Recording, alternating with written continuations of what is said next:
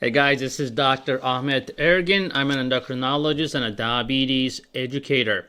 Now, today we are talking about something exciting, the vitamin that every diabetic should take. It's inexpensive, it's readily available. It is called thiamine or benfotiamine. Now, what is it? Why do you need it? What is your benefit taking with thiamine? Let's get into that right now.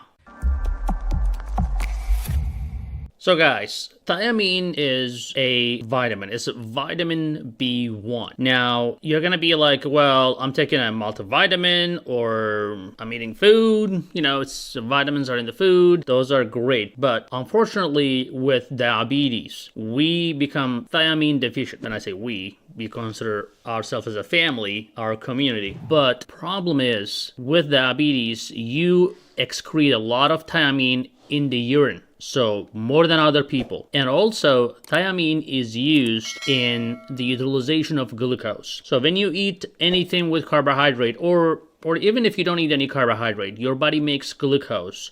Your body has to make something called ATP. That is the energy molecule. So when there's a lot of glucose, unfortunately, the mitochondria that makes the ATP becomes overloaded from the excessive glucose intake. Now, glucose rush into the cell and it needs to be converted to energy, and the mitochondria is trying to get the job done, but then the backup happens.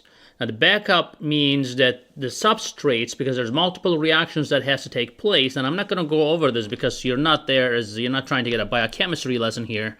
I'm just trying to give you a good idea of what's going on in your body. So, due to the excessive load of glucose, it backs up. And when this backup happens, the substrate, unfortunately, leads to other pathways in the body that leads to the vascular and endothelial damage, which is the main reason for complications of diabetes, which is like blindness, kidney disease, neuropathy, and so forth. So there is an enzyme called erythrocyte transcatolase. Transcatolase unfortunately needs thiamine as a cofactor.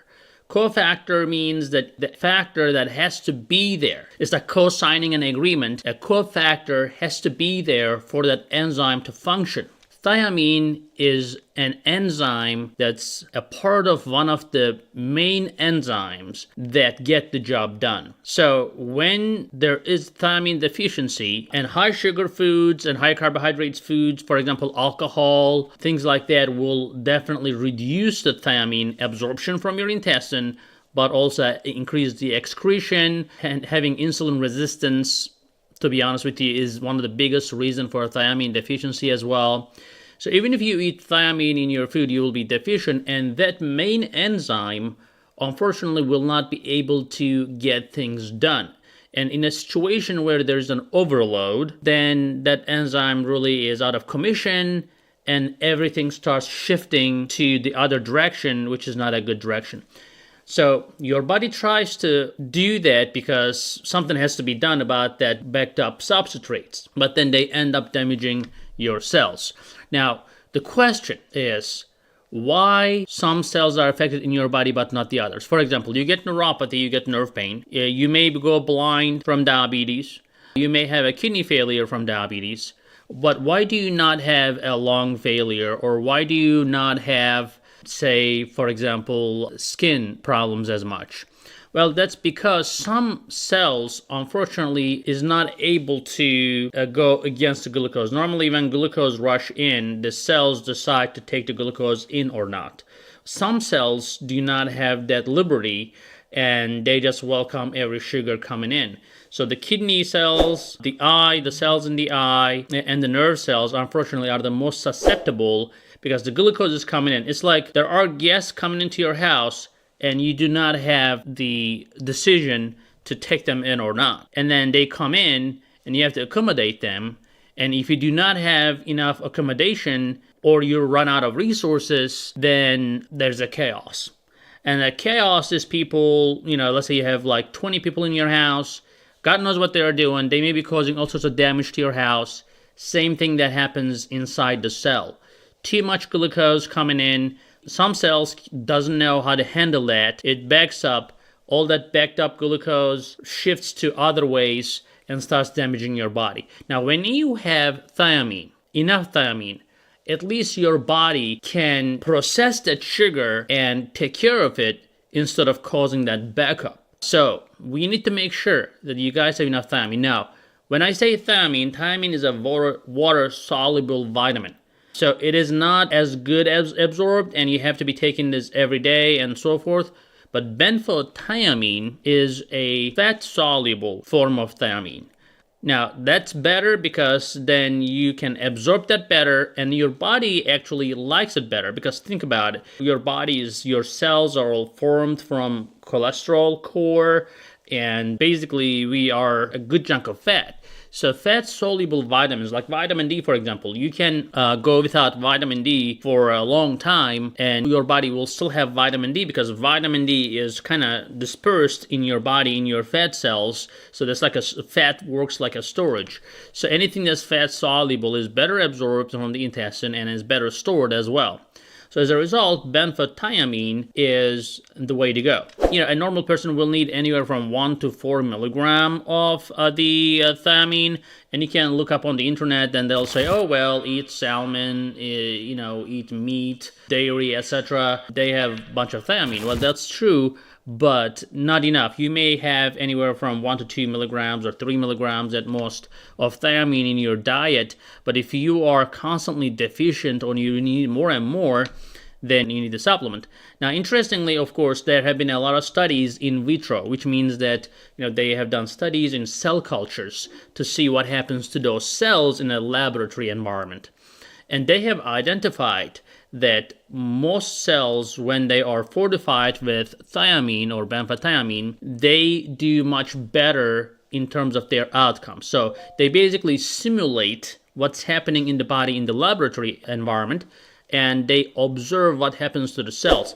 And they were able to observe, even in some rat studies, they were able to observe that the complication risk from high glucose goes down anywhere from 30% to 50%. Now, we give a lot of medications to diabetic patients to try to reduce the complications, but we don't talk about thiamine or benfotiamine as much. And what's the reason for that? Well, the reasons are a few-fold. There are not enough human studies, and scientifically, most doctors will say, oh, well, there's not enough double-blinded studies, major studies, etc. Well, there won't be any major studies about this because benfotiamine, you can buy it from Amazon. You can go to the link below, and I'm going to give you the best thiamine or benfotiamine you can find on Amazon. Something that's very cheap, like none of the pharmaceutical companies will invest millions of dollars. At drug development, we always complain about drug costs, but those drugs, they spend hundreds of millions of dollars to produce a drug that is safe and effective, and to prove that, there's a lot of resources poured into that. Now, benfotiamine being available in the market as over-the-counter, nobody is going to spend hundreds of millions of dollars that's already readily available over-the-counter. So, another application for thiamine is neuropathy. Even if you have neuropathy, even if you have complications, taking benfotiamine 600 milligrams will help you dramatically with your nerve pain as well. So it can also help prevent the progression of complications. So even if you have an eye disease right now, or neuropathy, or kidney disease, take benfotiamine. That's going to help you dramatically to prevent further damage. God forbid, ending up with dialysis or eye injections or a bunch of eye surgeries. And the worst case scenario is blindness. We don't want any of this on you guys. So we do our best with the pharmaceutical medications, diet and exercise, anything you can get your hands on to improve your diabetes care. But I think benfotiamine is a great way to supplement that. Now, I don't recommend every other supplement. Don't be a supplement junkie and go buy 20 supplements hoping that everything will help. You have to hear from your doctor. It has to be a reliable information. I wish you guys were going to PubMed and PubMed. That's most of the scientific articles are, and you will find a lot of scientific articles about benfotiamine if you want to do your own research as well. And I will include a few links for you in the description below as well. So guys, thank you very much for watching. Make sure you share this video. We'll see you in the next one, guys.